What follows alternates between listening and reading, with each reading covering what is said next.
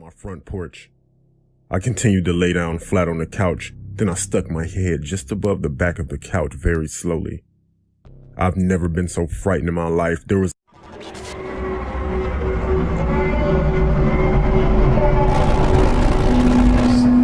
Nightmare Files.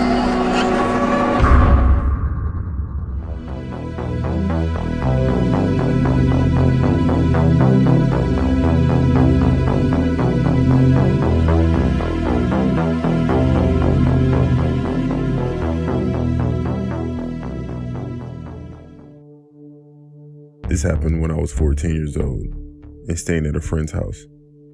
It was a cold, misty, moonless October Friday night.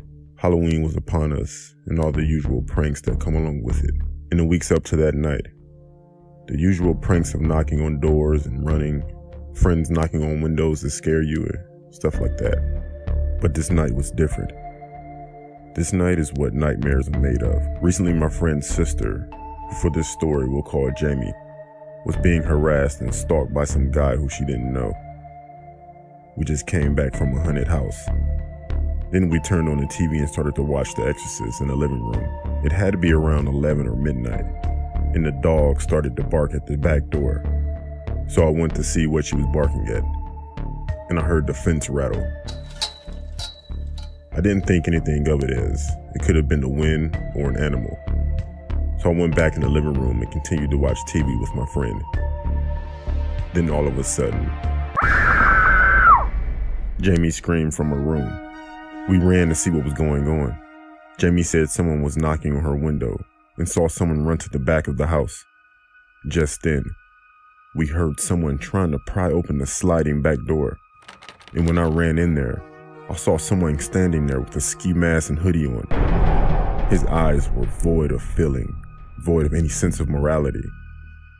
I made sure the extra lock was set, and he seen me do this and started to bang on the glass.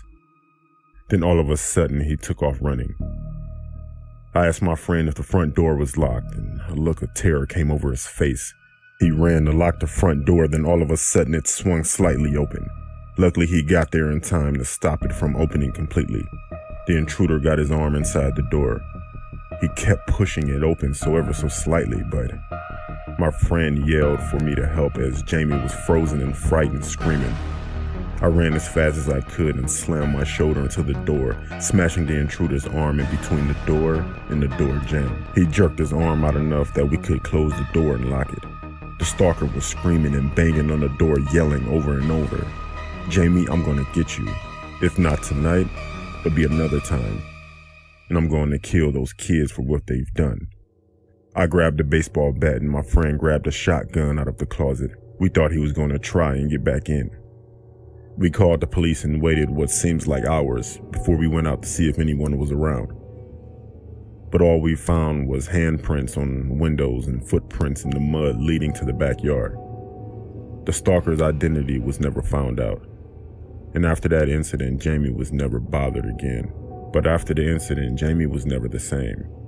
She was quiet, distant, and it was hard for her to trust people. It took a long time for her to be herself again. It makes you think you never know who is watching you, who is following you in person or on social media. You don't know what their intent is, or if they have nefarious intentions. The world has become an information nightmare, and for that you never know who is spying, peeping, and lying, waiting to ambush you. You always have to be aware of your surroundings and ensure you are able to keep yourself safe.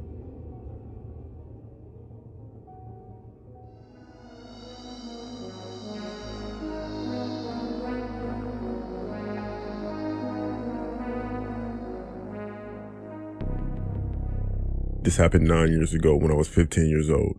It was a Friday morning at school, and my friend told me that she would spend the night. Throughout the day, we spoke about what we could do for entertainment, but by the end of the day, she let me know that she couldn't stay for the night. On my way home, my mother texted me to let me know that I would be home alone tonight because she picked up a shift from 7 to 7. She was a nurse and that happened frequently. My mother started dinner while I was watching TV in the living room. But as I'm watching TV, I randomly look out of the window because I heard a car going down the street, and like I usually do, I look at it, because we lived right at the end of a dead-end street. This car didn't stop, it just circled around and crept down the street. About 30 minutes later, I saw the same car while I was watching TV. It did the same thing. Went to the end of the street very slowly and turned around. The windows were tinted, so I couldn't really see how many people were in there. It was around 6:30 when my mother was walking out of the door. It was the winter time, so it was already dark outside, but it was unusually warm also. So I threw my mother's food away because it was trash, and she could never cook, and I made a few bags of popcorn. I was content with that. I laid on our couch, turned on movies, and started to text my friends. It also became hot in there, so I opened a window that was behind the couch. My mother hated when I opened it up because there's no screen, so I opened it up just a few inches and laid back down. A few minutes later, someone knocked at the door. As I'm getting up, I can hear about 3 people talking, only because my window was open, but I don't think they noticed it because it sounded like they were whispering in a way where they definitely did not want me to hear. I opened the door, expecting to see a few people, but to my surprise, I only saw one. Parked a few houses down, I saw the car that kept riding up and down the street. Anyways, when I opened the door, the man asked me was Daryl home. I said that no, Daryl lives here. Then he asked me were my parents home, and I said no, my mother's gone for the night. He said okay, with a smirk on his face. And he said sorry to bother you, and he left. I laid down, watching a few movies, then I dozed off. Maybe around midnight, I think. All of a sudden, I was awakened with a sound. I didn't know what it was. I looked at the clock and it said 3:02 a.m. Then I heard another noise. It was footsteps behind me outside of the window on my front porch. I continued to lay down flat on the couch, then I stuck my head just above the back of the couch very slowly. I've never been so frightened in my life. There was a man pressing his face against my front window trying to look inside. I was frozen in fear. I don't think he could see me because I was right under him, and it was dark inside with the only light being my TV. Then the guy did something that almost made me scream. I laid flat again on the couch and the guy in the window said, "She's asleep right there. If she screams, I'll shut her up." He then started to lift the window. I ran in the kitchen to grab my mother's gun while he struggled with the window. As I'm running, I dialed 911 and put them on speaker. I explained the situation, ran to the window with the gun, pointed it, and told them that I would shoot, and the police are on the way. The guy was halfway inside when I held the gun to him. He froze while the other guys ran off the porch. I made the guy stay there when the police were on the way. He was arrested and my mother never took a night shift again. At the same time, I'm glad my mother taught me what to do in those type of situations because it could have ended up a lot worse.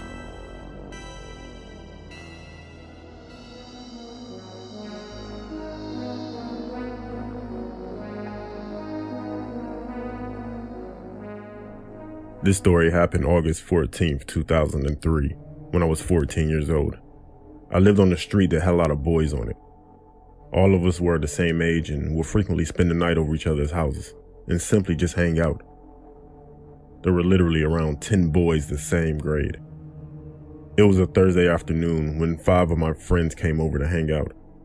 We were all inside my room when all of a sudden the power went out. I yelled outside my window to tell my father because he was cutting our grass. I went to check the fuses, but the power never turned back on. All of my friends went home, and shortly after that, they all started calling me, telling me that their power was also out.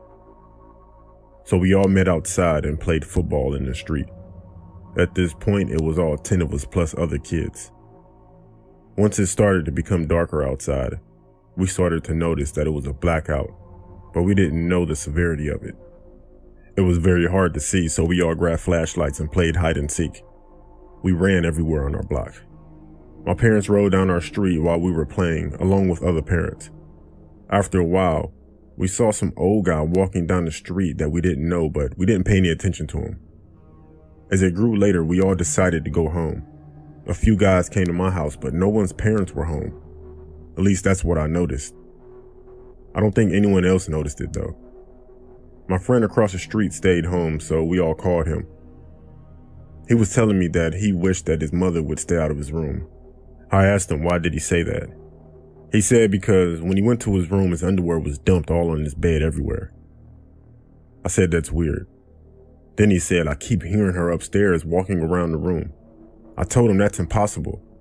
Then me and a few of my friends got up and looked out of my window across the street at his room. I asked him, does he still hear the footsteps? And he said, yeah. Then we all saw someone walk across his window. It was that random guy we saw earlier. I told him that is not his mom, and to get out of the house. Then we called our other friends, ran across the street and ran into the house. We beat the crap out of that guy and called the police. We come to find out that this guy had been arrested in the past for similar acts. Luckily, we saw him when we did, because who knows what would have happened.